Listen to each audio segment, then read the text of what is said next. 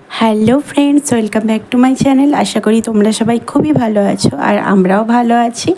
আজকে একটা বিয়ে বাড়ি ছিল কলকাতায়, আমার শ্বশুর বাড়ির পাশেই একদম ওর বাড়ি।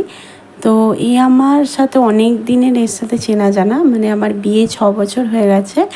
তো ওকে প্রথম থেকেই চিনি আর আমার ওকে খুবই ভালো লাগতো। স্পেশালি ওর বিয়েতে যাওয়ার আমার খুবই ইচ্ছে ছিল যে পাড়ার আর কারো বিয়েতে যাই না যাই, ওর বিয়েতে আমি থাকবো।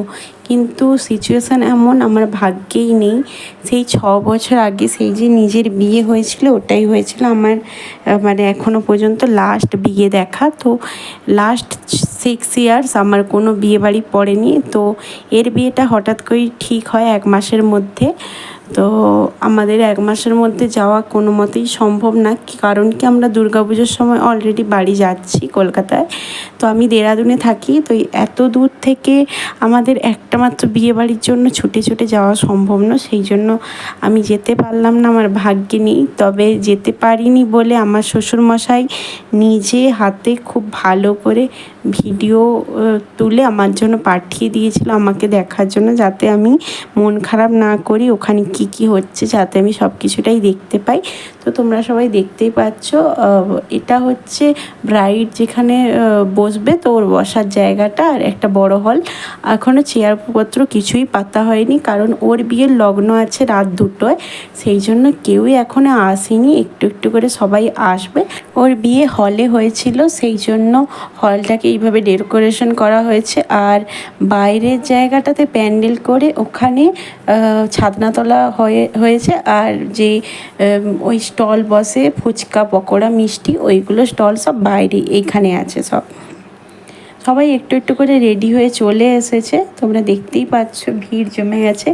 ওই যে আমার ননদ দাঁড়িয়ে আছে, দাঁড়াও তোমাদেরকে আমি দেখাচ্ছি কোনটা আমার ননদ।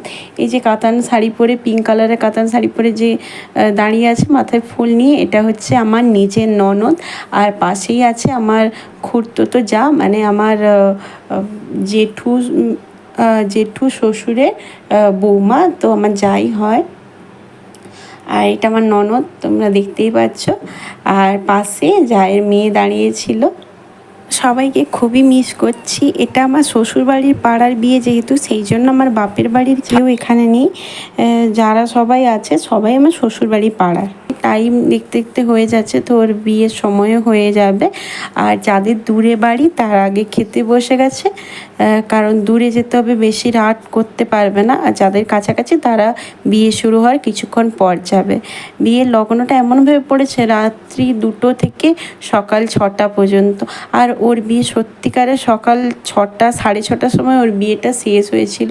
আর এই যে হাসলো এক্ষুনি, এটা হচ্ছে আমার খুবই পছন্দের একজন, খুব মানে সিম্পল একটা কাকিমা, খুবই ভালো লাগে আমার।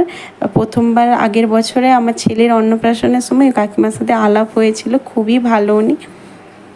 আমার আজকের ব্লগ এইটুকু। আমি ভিডিওগুলো পেয়েছিলাম, ভাবলাম তোমাদের সাথে শেয়ার করে দিই, তোমাদেরও ভালো লাগবে। তো লাস্টে আমি তোমাদেরকে বউ আর বরের ফটোটা দেখিয়ে দিচ্ছি। আজকের ব্লগ এইটুকুই, বাই বাই।